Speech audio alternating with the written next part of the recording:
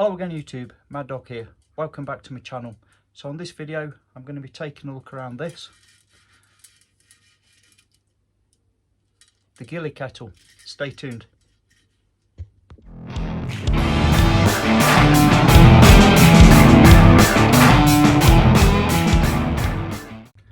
Welcome back. So I've brought you over by my little bench and I'm going to just pan you down here a little ways and show you guys and lasses what I've actually got, what I've bought. So as stated, I've gone ahead and bought the Ghillie kettle. This particular model is made in the UK, so happy about that. Support your own, it's a good thing. Now these are available in various kit accessory options, so I've gone ahead and brought the full package basically here, which means you get the Ghillie kettle itself. This is the 1.5 litre option, so the largest option. The reason I've done that is because I intend to use this up the woods with me and my wife, Mrs. Mad Dog. So you get the actual kettle itself, which comes with a whistle cap to the water chamber, which we'll look at later on. It comes supplied in a nylon sort of carry-all bag. Again, we'll come to these sort of bits and pieces later on. And you get the actual fire base. So obviously you've got the air inlet there, heavy duty aluminium fire base, which you would build a small fire inside of there, and then onto which you add your Ghillie kettle, which then becomes basically a rocket stove. So obviously air is drawn in through the bottom, the fire is fed by the spout, which you can see goes right the way down there, and obviously you would fill the outer jacket with your water, and the action of the rocket stove fire then heats up the surrounding jacket of water, bringing it to a boil, making your water safe to drink, or just boiling it or heating it up for cooking and drinking purposes. So as stated, this is the full package, and what you actually get as optional extras with this is a wire 3-point stand, which the fire bowl sits in. It nests nicely in there just to raise it off the ground a little ways. I will be using this up the yard later on. I will demonstrate it being used. You also get a small 2-piece griddle rack, which fits inside of the fire bowl. Obviously then you'll be able to use this once your fire is burnt down to usable coals for cooking a meal on, an extra pot, or cooking your meat over basically. So that's a nice little item. You also get, with the extra additional accessories, you get this little cook pot, which comes with its own aluminium handle, which becomes your saucepan or bush pot, and the lid can also be used as a skillet or frying pan. And to go along in conjunction with that, you get these 2 small aluminium brackets, which simply slot together nicely like so, and they then, try and get this in shot here, excuse me, they then rest on top of your chimney of your rocket stove kettle, allowing you then to place your cook pot onto that stand. Along with the kit, you get the instruction pamphlet. The famous Ghillie kettle, ideal for picnics, rapid, safe and sure, boils water easily in the wilderness and wettest weather. The traditional kettle of the West of Ireland fishermen. So there's a picture of how this thing actually works. Like I say, the simple theory is a rocket stove with a water jacket surrounding it. You can see there it's demonstrating the chain and the whistle cap, which the chain becomes your lifting, the way you lift the back end of this to pour it out, which I'll demonstrate later on. The user guide, the warnings, the do's and don'ts as always on the back. To include, one that I'll mention other than the health and safety for yourself is never let the kettle boil completely dry. Because it's made of aluminium, the temperature of the flame can exceed the melting point of your actual cook vessel or the fire pit, and obviously causing it to melt and damage, rendering it useless. So never overboil this, let it go dry. Always have some liquid in there. So just before we get out into the yard and try this out, I'm just going to give you a little bit of background as well. So the Ghillie kettle was basically an invention by a chap called John Ashley Hart, and he was from New Zealand. Around the 1929 he actually started producing this, around that area, and we believe he got the idea from this from his exploits and adventures out in China and Mongolia. They used to use cooking hot pots with a similar idea, with a central rocket stove in the centre. However, as we all know, there's another famous brand in these kettles, which is the Ghillie kettle, which is probably nowadays the more famous version. Now the Ghillie kettle was around earlier. That actually dates back to the 1890s, and that was sort of invented by Patrick Kelly of Ireland. Now that's Patrick Kelly Senior. The current CEO of the Ghillie kettle company is also Patrick Kelly. He's the great grandson of the original founder. The main difference between the Ghillie kettle and the Ghillie kettle is, I believe the Ghillie kettle can be bought in stainless steel, and the actual fire pit, the fire bowl, can also be bought in stainless steel, which basically means that, you know, it will probably outlive this one. You know, it's just more durable, more long-lived. But being an Englishman, I'm trying to support, you know, a UK English product, so I've gone for the Ghillie kettle. They don't get a lot of exposure, and I do like the whistling top, and I do like the idea of the different accessories that I can use on this. So I can turn the the kettle into an actual way of cooking food. I wouldn't want to carry this in a backpack per se, as you know, as a survival sort of type of a piece of equipment. But when me and my Mrs. Mad Dog are up the woods for a day or two, and I'm not wanting to leave a scorch mark in the woods, this is going to be an ideal bit of kit. So all that being said, I think it's time to take it in the yard now, get it fired up, and let's do something with it.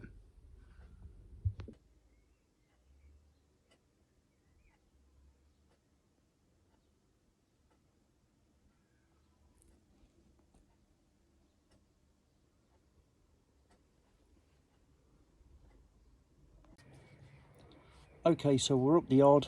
We're going to start firing this Ghillie kettle up. So we're going to start by obviously putting some water into this bad boy, and although it's a 1.5 litre vessel, I'm going to start with one of these, which is 0.75 of a litre, 3/4 of a litre, and get that in there.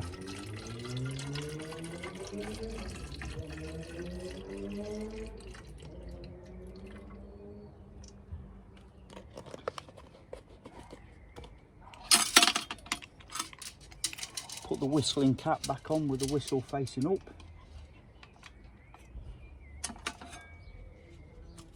Now we'll get the fire going. Okay, let's get this fire bowl lit up. What I've got here is one of my Mad Dog paw pads, a little bit of fat wood in there. I'm going to put that into the fire chamber, and I've got some poorly prepared birch bark just there, which I'm going to add to this, hopefully, if I can get it going in a second. There we go, one and done. Excellent. Let's get some of this in here, just to extend that flame a little ways.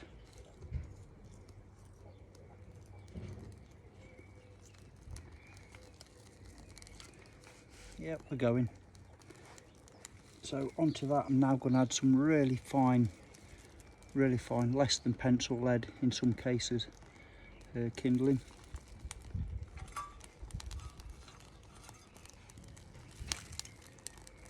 A few random sticks. Just let that get hold for a minute.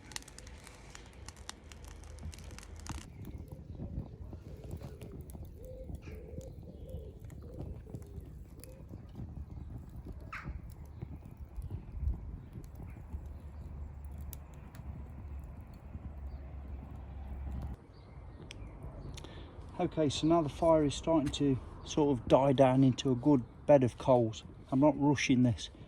I believe from what I've seen on YouTube that a common mistake is that people light the fire and they get the Kelly kettle or their, their Ghillie kettle straight on way too soon. We need a good bed of coals so that when we put our kettle on, we can continue feeding our fuel through the top of the vessel, and we know that that's going to ignite and continue to burn.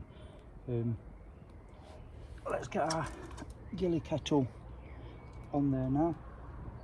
You have to be quick with this because as soon as you put that on, the rocket fuel or the rocket stove action begins. I do recommend gloves when you're using this, especially when taking it off. As you can see, the fuel and the flames are now jetting up quite nicely. So what I'm going to do is I'm just going to simply add some of these dry small sticks down the top now, just to really start the combustion process cracking on. Not too much too soon, but just some small dry stuff. Get this stuff going.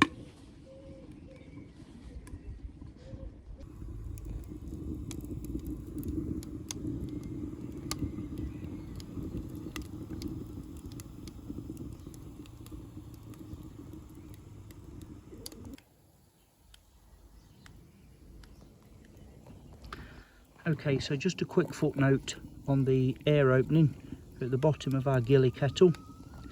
It's actually just starting to boil, as you can hear. Cool. So I'm just going to use the black knob there to insulate my fingers. Take that off. So already within a couple of minutes, maybe 3 minutes, I've got a good rolling boil there. What I was saying is the air hole should ideally face the wind, obviously to force more oxygen and air through there, making your rocket stove within the Ghillie kettle more efficient. Let's have a brew.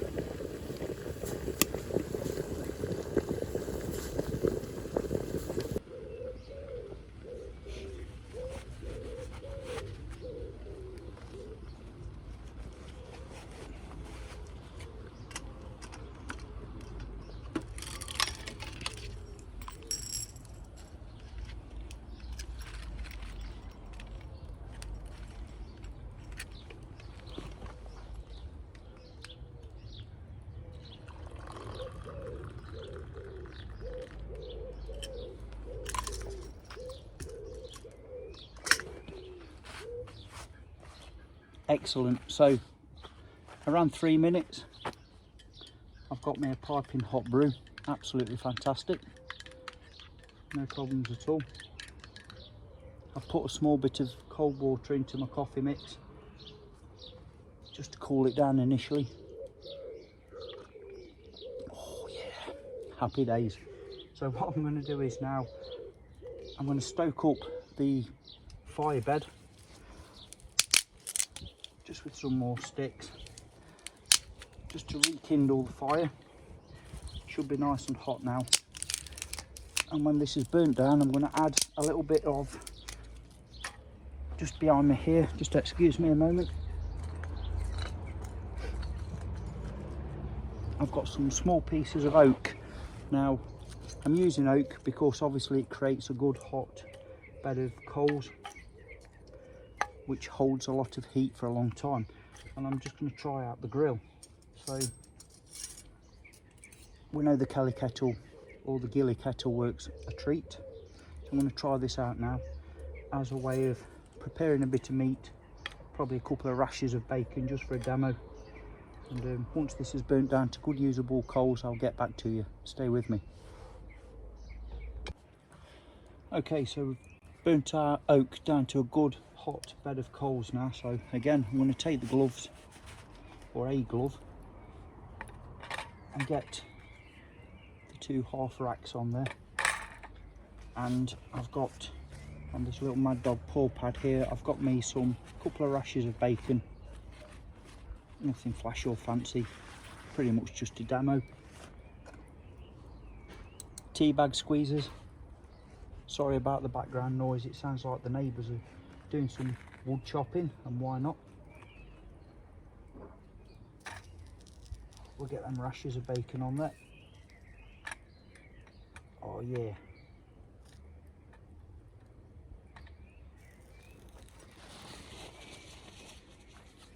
Oh, I'm ready for this.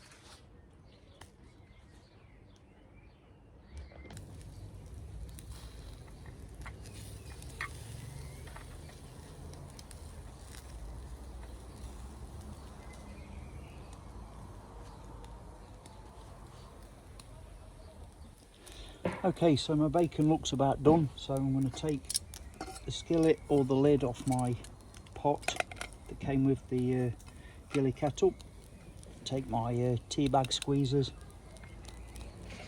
take that bad boy off there. Oh yeah, look at that. Oh yeah. Right, only one thing left to do here. Oh, excuse fingers. Ooh, that's hot. Maybe use these bad boys again.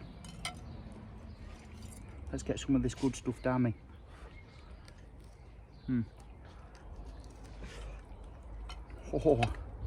much needed. Back in the shed, in the garage for a wash up. Thoughts and opinions, cost point, etc. Stay with me. Okay, so a quick wash up. Having done an overview of this Ghillie kettle product, pros and cons and cost point. So the basic package from the Bushcraft store comes in at around, I think it was £52, and for that you get the Ghillie kettle itself and the actual fireball stove. The full kit, which I've gone ahead and bought, came in at around, I think it was £75, so not cheap, not a cheap bit of kit, but it looks like it's going to be a well-lived and versatile bit of kit. So pros and cons. I do like the whistle top to the water chamber there, so that if you are away from camp, you know when your kettle's ready boiling. Things that I don't like this cordal, or however you pronounce it, plastic type bag. I'm not a big fan of that.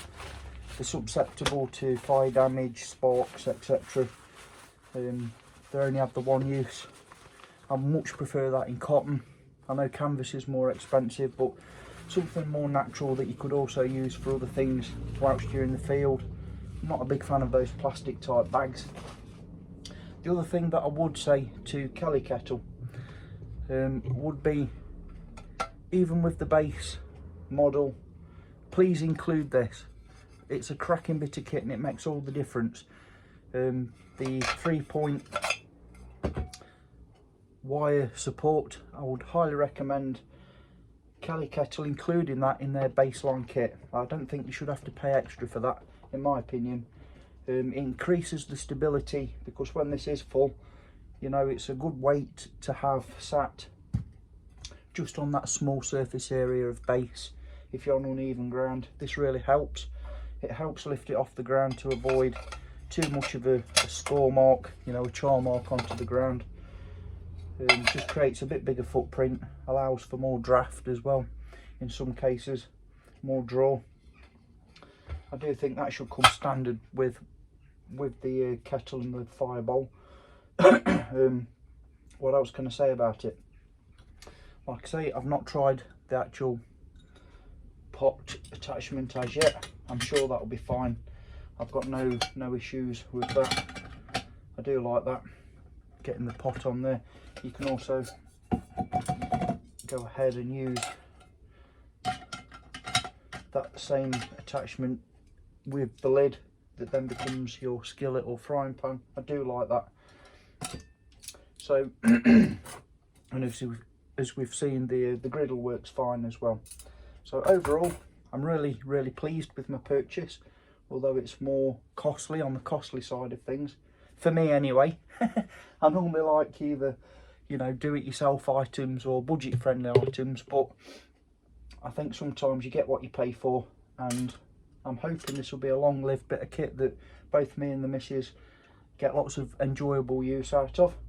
I will keep you posted if I come across any problems or anything untoward. I will keep you all informed. But these are available from the Bushcraft store over here in the UK, if you are at all interested. And I hope this little video has been useful, you know, if not entertaining, to somebody that may be considering buying one of these. For the extra money, I would recommend getting the full package. Do it right once rather than buying the kettle and then having to, you know, add to it at further cost later on. That's just my opinion. So for now, I'm going to sign off at that. Leave you all in peace. Thank you all very much for your continued support again, as always. And until next time, which won't be long, Mad Dog signing off. Yeah!